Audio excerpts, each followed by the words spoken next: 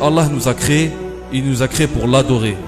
Allah subhanahu wa ta'ala dit: je n'ai créé les djinns et les hommes qu'afin qu'ils m'adorent. Alors il nous a demandé de prier, jeûner, faire la zakat pour l'adorer.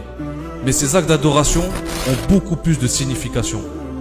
Quand nous prions, nous nous rendons à Allah, nus de notre orgueil, on devient faible face à lui et on implore sa miséricorde.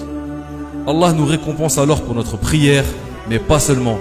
Allah nous rapproche de lui.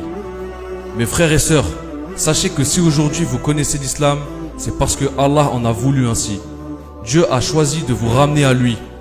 Allah dit: non, tu ne guides pas qui tu aimes, mais c'est Dieu qui guide qui il veut.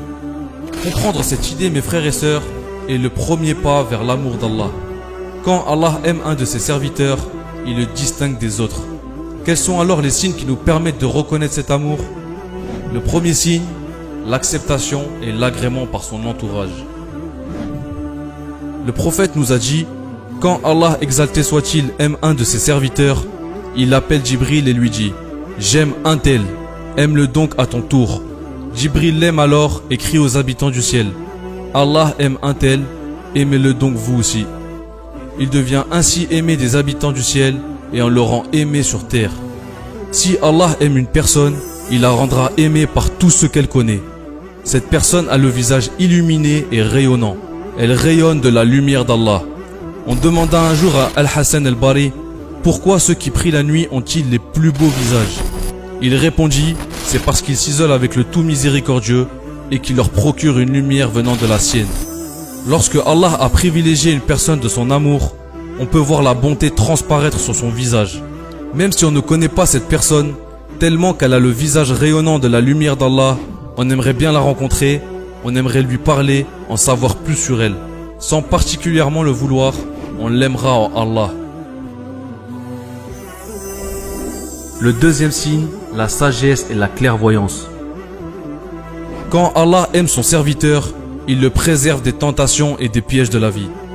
Alors Allah le guide, il oriente ses choix et il le mène vers le droit chemin. Cette bénédiction qu'Allah nous accorde par amour pour nous évite bien des malheurs et nous permet de prendre les bonnes décisions.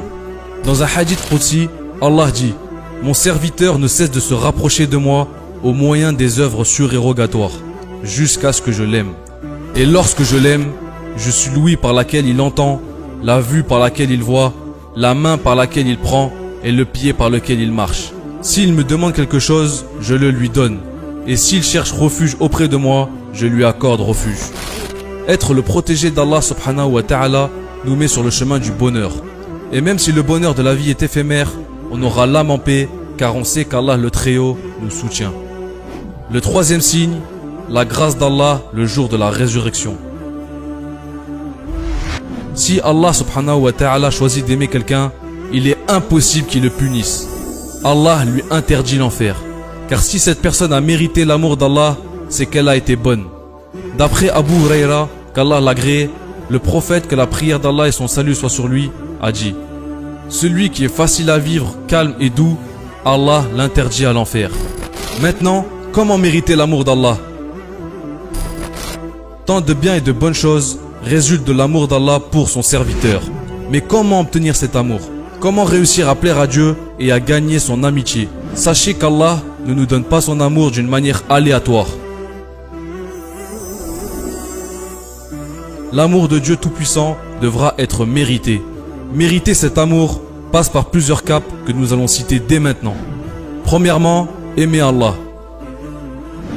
Si on veut que le Tout-Puissant nous aime, il faut que nous l'aimons d'abord.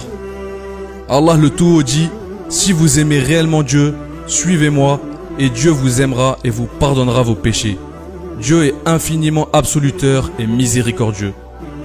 Beaucoup disent aimer Allah, mais la parole est chose facile. Alors comment vérifier l'authenticité de notre amour pour Allah? Voici les deux critères les plus importants. Le premier, le désir de rencontrer notre Créateur. Avant toute chose, si on aime Allah, on ne déteste pas la pensée de la mort. Le compagnon Abu Moussa, qu'Allah soit satisfait de lui, a rapporté que le prophète Mohammed sallallahu alayhi wa sallam a dit: celui qui souhaite rencontrer Allah, Allah souhaite le rencontrer. Le deuxième critère, abandonner ses plaisirs qui vont à l'encontre de la parole du Tout-Puissant. Le signe d'une personne qui aime son Créateur est qu'il préfère l'obéissance d'Allah à ses passions. Allah a dit, mais s'ils ne te répondent pas, sachez alors que c'est seulement leur passion qu'ils suivent. Et qui est plus égaré que celui qui suit sa passion sans une guidée d'Allah? Allah vraiment ne guide pas les gens injustes. Deuxièmement, suivre la sunna. Parmi les signes de la véracité de notre amour pour Allah est que l'on suit la sunna. Nous devons faire ce que le messager d'Allah nous a ordonné et s'éloigner de ce qu'il a interdit. Car Allah aime notre prophète et voudrait de nous qu'on l'aime aussi. Le prophète sallallahu alayhi wa sallam nous a dit: aimez Dieu pour les bienfaits dont il vous comble et aimez-moi pour l'amour que Dieu me porte. Troisièmement, aimez ce que Dieu aime. Si le musulman aime Allah, il devra aimer ce qu'Allah aime, comme ses prophètes, ses anges, les savants, ainsi que les étudiants de l'islam pour l'héritage du prophète sallallahu alayhi wa sallam qu'ils portent en eux. Allah a dit dans le Coran, dit: si vous aimez Allah, suivez-moi et Allah vous aimera. Quatrièmement, l'invocation et l'évocation d'Allah avec abondance. Lorsqu'un musulman aime Allah, il l'évoque nécessairement souvent. Ainsi, le signe de l'amour de Dieu réside dans l'amour de son évocation, dans l'amour du Coran qui est sa parole. Ibn Mas'ud, radiyallahu anhu, dit: personne ne doit interroger personne, si ce n'est le Coran sur soi-même. Ainsi, s'il aime le Coran, il aime par conséquent Dieu. S'il n'aime pas le Coran, il n'aime pas Dieu. Cinquièmement, s'aimer en Allah. Aimer Allah signifie aimer ses autres serviteurs, montrer de l'empathie et sourire aux autres. Le prophète Mohammed dit: et sourire à ton frère est une charité, une sadaqa. Car le bon musulman se doit d'être humble, gentil et bon envers toutes les personnes, quelle que soit leur race ou leur religion. Le prophète a dit: les gens sont égaux comme les dents d'un peigne. Allah veut de nous qu'on soit proches et sincères les uns envers les autres. Il aime quand on échange des visites en Allah. Allah veut de nous qu'on soit proches et sincères les uns envers les autres. Il aime quand on échange des visites en Allah. Ainsi est venu le hadith du messager d'Allah sallallahu alayhi wa sallam qu'il a rapporté de son maître le puissant et majestueux en ces termes: ceux qui s'aiment réciproquement méritent mon amitié. Ceux qui se rendent visite mutuellement méritent mon amitié. Ceux qui se dépensent à cause de moi méritent mon amitié. Ceux qui communiquent autour de moi méritent mon amitié. Sachez que tous les musulmans sont dignes de l'amour d'Allah, tant qu'ils s'appliquent et qu'ils font des efforts pour l'avoir. Allah voit en nous et connaît nos intentions. Et si son amour est ce que l'on désire, il nous aidera sans doute à y parvenir.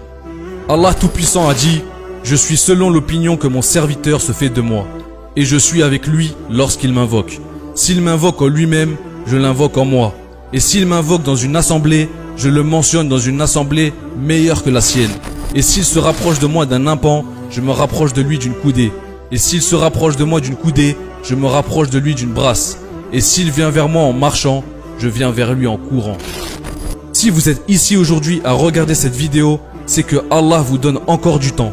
Du temps pour vous changer, vous améliorer et devenir de meilleures personnes. Allah veut toujours plus de nous, il veut nous pousser à être meilleurs. Alors soyons à la hauteur et faisons bon usage de ce précieux temps qu'Allah nous accorde. Car rien au monde ne vaut d'effort autant que de triompher de l'amour d'Allah subhanahu wa ta'ala. Et Allah est le plus savant, wa Allahu a'lam, que la paix soit sur vous et vos familles. Wassalamu alaikum.